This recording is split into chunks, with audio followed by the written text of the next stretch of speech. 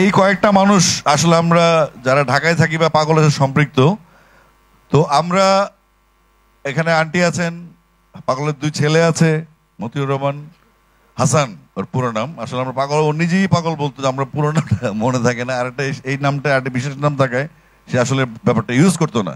তো সব মিলে আমি আবারও বলছি, এই পাগল হাসান আপনাদের শুধু সম্পদ নয়, আপনাদের শুধু পরিচয় নয়, এই পাগল হাসান আপনাদের এই ছাতককে নিয়ে যেতে পারে পৃথিবীর সর্বশ্রেষ্ঠ বিন্দুতে, যেখানে তার ভাবধারাগুলি আপনাদেরকে বিশ্বে আলোকিত করবে। আপনারা গর্বিত হবেন, আপনাদের গর্ব করার জায়গা আছে, আপনারা মিস করবেন না। সে যখন লিখেছিল বা সুর করেছিল, মানুষ মইরা গেলে কদর বাইরা যায়, আমরা আজকে দেখতে পাচ্ছি আসলে সে তো 36 বছর বয়সে মারা গেছে। এটা আল্লাহর নির্দেশ ছিল, আল্লাহর ইশারা ছিল, এখানে আমাদের কোনো হাত নেই। আমরা মিস করব, এটা আমাদের অনুভূতি। পাগল হাসান আমাদেরই গোত্রের মানুষ ছিলেন, তবে সে আর একটু ক্রিয়েটিভ ছিল। আপনাদের ছাতকের সন্তান। ব্যক্তিগতভাবে আমি পাগল হাসানের সাথে খুব সম্পৃক্ত ছিলাম। সে আমাকে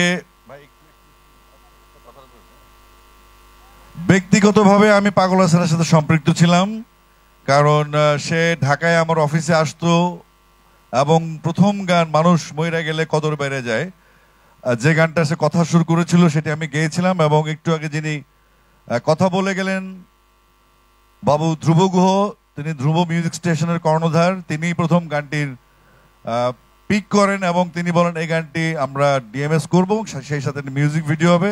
যে মিউজিক ভিডিও করেছিলেন বাংলাদেশের প্রখ্যাত ঔপন্যাসিক সাদাত হুসাইন। তো এই গানটি করার সময় পাগল হাসানের আবেগ ছিল অন্যরকম। প্রায় 7 বছর আগের গল্প আমি করছি। আগে ধন্যবাদ জানাতে চাচ্ছি ছাতকের যারা উপস্থিতি এখানে আছেন, ধন্যবাদ জানাতে চাচ্ছি প্রশাসনকে, ধন্যবাদ জানাতে চাই যারা মিডিয়া জার্নালিস্ট আছেন, বিভিন্ন মিডিয়া থেকে এসছেন তাদেরকে ধন্যবাদ জানাতে চাই, পাগল হাসানের বন্ধু মহলকে।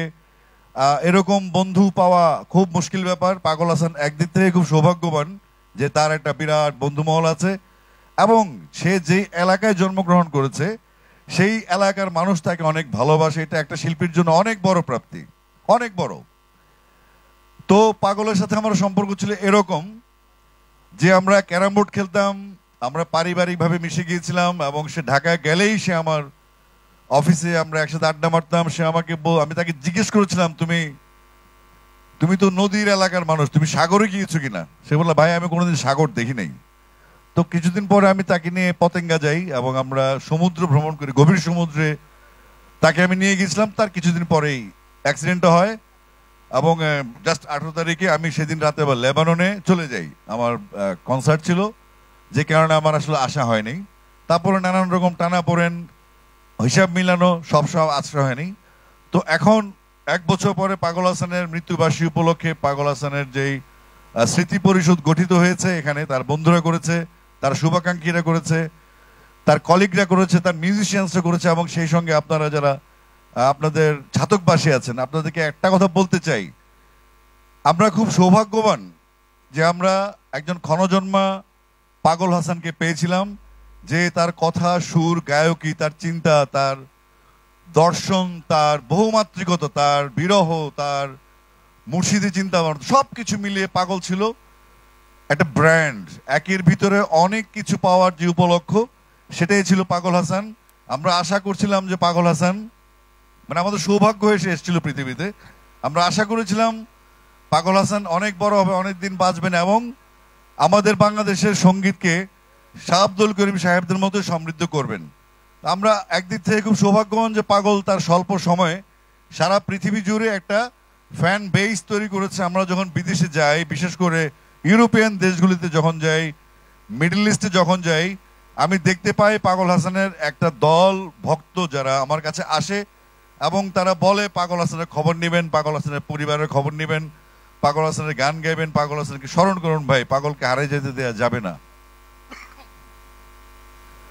তো আমরা একটা কিশোর পলাশ, এফ.এ. সুমন, আমরা সহ বসেছি। আমাদের সবচেয়ে আগে কাজ করছে জুয়েল মোর্শেদ, যিনি একটু কথা বলে গেলেন, যিনি পাগল হাসানের যে রাইটস, রেভিনিউ এবং ভবিষ্যতে তার পরিবার নিরাপত্তা, সেই যেই অধিকার, তার গান গাওয়ার যে টাকাগুলি আছে, যে টাকাগুলো অনেক জমা হয়েছে, ভবিষ্যতে তারা জমা হবে, সেইগুলো আমরা একসাথে করা হয়েছে মোটামুটি, বাট ভবিষ্যতে একটা সিস্টেমে চলবে। পাগল হাসানের বন্ধুরা এবং তার কলিগরা পাগল হাসানের পরিবারের কাছে সেগুলো বুঝিয়ে দিবেন এবং এটা সুন্দরভাবে হবে। আমরা এখান থেকে সৌভাগ্যবান যে পাগল তার ছোট্ট জীবনে এমন কিছু দর্শন আমাদেরকে দিয়ে গেছে গানের মাধ্যমে। প্রত্যেকটা বিষয় তার চোখে পড়েছে খুব স্বল্প সময়ে, সেটা আমাদের কাছে কৃতজ্ঞতা। আজকে জিনান, তার ছেলে, তার জিহান, তার ছেলে, 2 ছেলে, তার চান সুরুজ, তার এবং আমি তাদের একটা গ্রুপের নাম দেখলাম সুলতান সুলেমান গ্রুপ। আমি আর হাসান বসে বসে এক সময় আমার অফিসেই আমরা রাত 8:30টার সময় সুলতান সুলেমান দেখতাম, আবার রাত 10টার সময় সুলতান সুলেমান দেখতাম।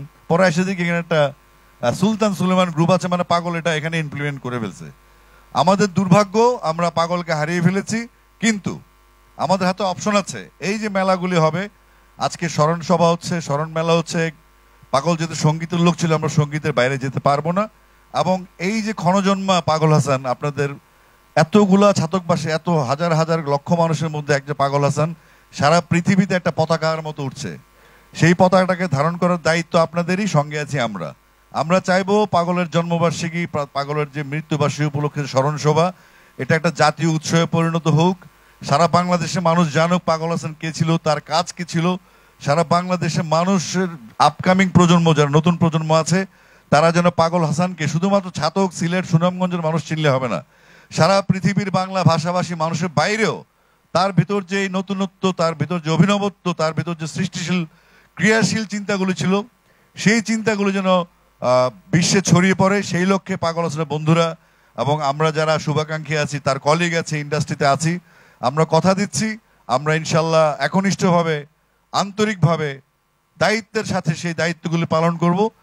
এই ছাতকবাসীর গর্ব হিসেবে বাংলাদেশের আকাশে জল করে জ্বলবে পাগল হাসান। আমরা যেখানেই তাকাবো যেন পাগল হাসান দেখতে পাই। এই পাগল হাসান একটু একটু ইমোশনাল হয়ে যেতে চাচ্ছিলাম, কিন্তু আমি হতে পারবো না। এই কারণে আমাদের যে ঘটনাগুলি, আমাদের আভ্যন্তরীণ দুজনের মাঝখানে যে কথোপকথনগুলি, সেগুলি খুবই মেমোরেবল। আমি আগেও বলেছি অনেক জায়গায়। তো আমরা আশা করব এই মেলাটা কন্টিনিউ করবে। এটা সিদ্ধান্ত হবে একসময় স্মরণ সভা করবে নাকি জন্ম উৎসব করবে। যেটাই করা হবে, ঢাকাতেও হবে, এখানেও হবে। আমরা যেন কোনো বিশৃঙ্খলা না দেখি, আমাদের মধ্যে যেন পাগলের প্রতি রেসপেক্ট থাকে। তার পরিবার, তার সন্তান, তার বন্ধু বান্ধব, তার প্রতিবেশী, তার এলাকাবাসী, তার সাথে সম্পৃক্ত সবাই আপনার অনুগ্রহ করে নিজের মন থেকে পাগলকে ভাই মনে করে, সন্তান মনে করে আপনারা থাকবেন। আমরা আমাদের সাধ্যমতো চেষ্টা করব। ফাইনালি আপনাদের সাথেই প্রত্যেক বছর কোনো না কোনোভাবে দেখা হবে। আর আমি সাধারণত আমার নিজেরই যথেষ্ট গান আছে, যথেষ্ট গান। আমি ট্রিবিউট করার চেষ্টা করতাম সবসময় আজম খানকে। আজম ভাই আমাদের শ্রদ্ধেয় পপ গুরু, তিনি আমাকে অনেক ভালোবাসতেন। তিনিও একজন স্পিরিচুয়াল মানুষ ছিলেন গানের জগতে, সাবেক মুক্তিযোদ্ধা, বীর মুক্তিযোদ্ধা ছিলেন। আমি প্রত্যেকটা জায়গায়, বিশেষ করে দেশের বাইরে প্রত্যেকটা কনসার্টে পাগল হাসানের গান গাওয়ার চেষ্টা করি। ওর গান গাওয়া তো সহজ না, অনেক কঠিন। তার অ্যাকসেন্ট আলাদা, তার উচ্চারণ ভঙ্গি বা তার কথাবার্তা, শব্দ চয়ন, শব্দ প্রয়োগ অনেক কঠিন। তা আমরা চাইবো পাগলের ছেলে জিনান, সম্ভবত সরি খেয়াল করে নেই, আসো, ও আছেন ক্লাস 8-এ পড়ে, আর ও আছে মাদ্রাসায় পড়ছে। তো তার মধ্যে একটু সে নিজেও দেখলাম তার পাগল জিনান লিখেছে। আসলে আমি প্রথম যখন পাগলের সাথে পরিচিত হই, আমার ভাই আমার নাম পাগল হাসান, আমি বলে মানুষ নিজের নাম নিজে পাগল দেয়, এটা বড় ধরনের পাগল। পরে তার সাথে মিশলাম এবং তার চিন্তাধারা, তার সৃষ্টিশীলতা তার সন্তানদের মধ্যে প্রভাবিত হোক। এবং আমি চাইবো আপনারা প্রত্যেক বছরই আমাকে পেতে পারেন, আমি আসবো। আমার নিজের মনে করে আমি এখানে বড় সমাবেশ না হলে পাগলের বাসায় ইনশাল্লাহ আমি আসবো, এটা আমার জবান। কারণ হচ্ছে আমি তাই খুব মিস করি আমি পাগলকে, আমি অনেক মিস করি পাগলকে। আমরা সবাই মিস করি। পাগলের কলিগরা আছে এখানে, কিশোর পলাশ, এফে সুমন, পারভেজ আছে, বন্যা আছে এখানে, যারা একসাথে কাজ করতে আছে। গামছা পলাশ এখানে নাই। তো তাদের একটা সার্কেল আছে। আজকে ছাতকবাসী আপনারা একটা শপথ নিতেই হবে।